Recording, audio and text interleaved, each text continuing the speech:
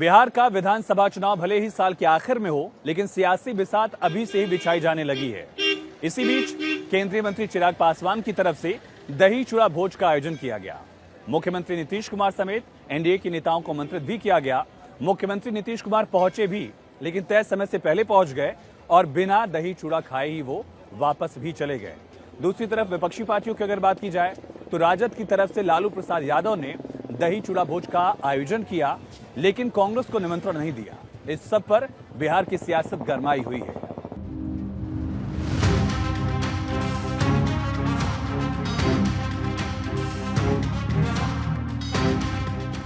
बिहार में दही चूड़ा भोज पर सियासत।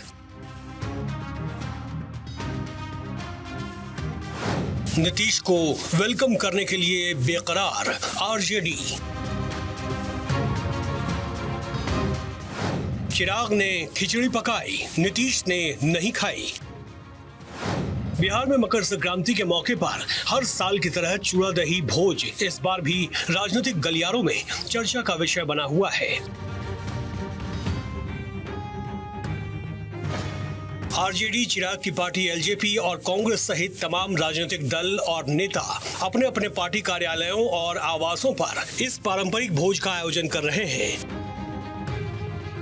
इसमें सबसे अहम आरजेडी सुप्रीमो लालू प्रसाद के 10 सर्कुलर रोड आवास पर हुआ चूड़ा दही का कार्यक्रम। इसके साथ ही चिराग पासवान के घर पर हुए भोज की भी खूब चर्चा हो रही है।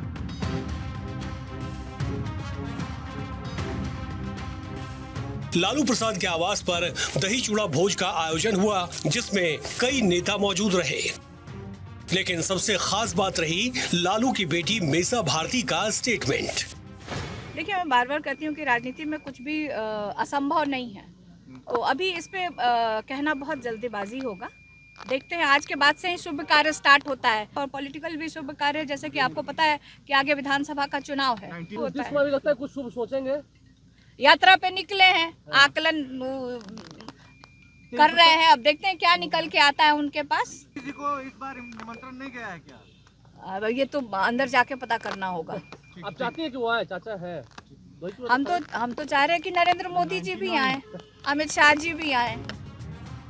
मीसा भारती का ये स्टेटमेंट उस वक्त आया जब उनसे पूछा गया कि क्या नीतीश कुमार को भी दही चूड़ा भोज में निमंत्रण दिया गया है, और इस स्टेटमेंट के बाद सियासत हाई हो गई, क्योंकि चुनावी साल में सियासी चूड़ा दही भोज का महत्व और भी बढ़ जाता है, क्योंकि ये एक ऐसा अवसर होता है जब नेता अपने पाले बदलने, गठबंधन को मजबूत करने या फिर किसी नए राजनीतिक संदेश को जनता तक पहुंचाने की कोशिश करते हैं।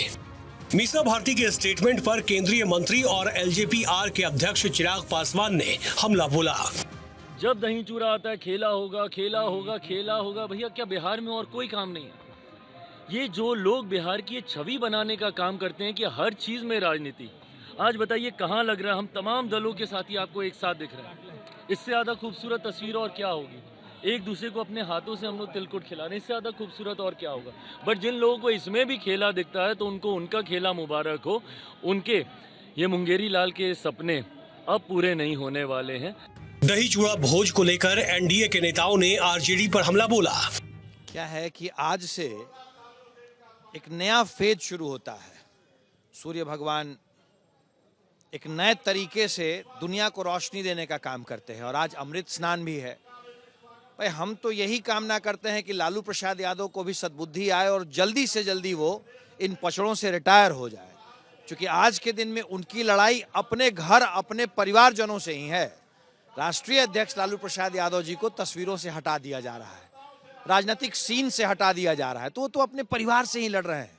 हमारी तो यही कामना है कि आज मंगल स्नान की वेला थी, आज अगर उन्हें सद्बुद्धि आए तो रिटायर हो जाएं, क्योंकि उनकी पार्टी का अस्तित्व तो इन चुनावों में खत्म होने वाला है।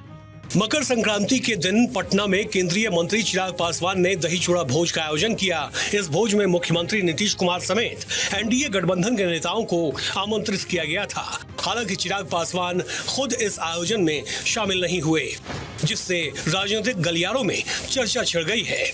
नीतीश कुमार तय समय पर भोज में पहुंचे, लेकिन चिराग की अनुपस्थिति ने गठबंधन की एकता पर सवाल खड़े कर दिए। और इस पूरे मामले पर चिराग ने सफाई दी। पहली बात तो त्योहारों की भावनाओं को ना त्योहार तक ही सीमित रहने देना चाहिए।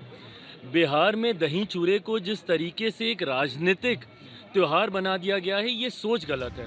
चुनावी साल है, ऐसे में सभी की नजर इस बात पर रही कि किस नेता के घर पर कौन गया और किसको बुलाया गया। लालू प्रसाद के घर पर कांग्रेस के नेताओं को न्योता नहीं दिया गया, जो चर्चा का विषय बना हुआ है।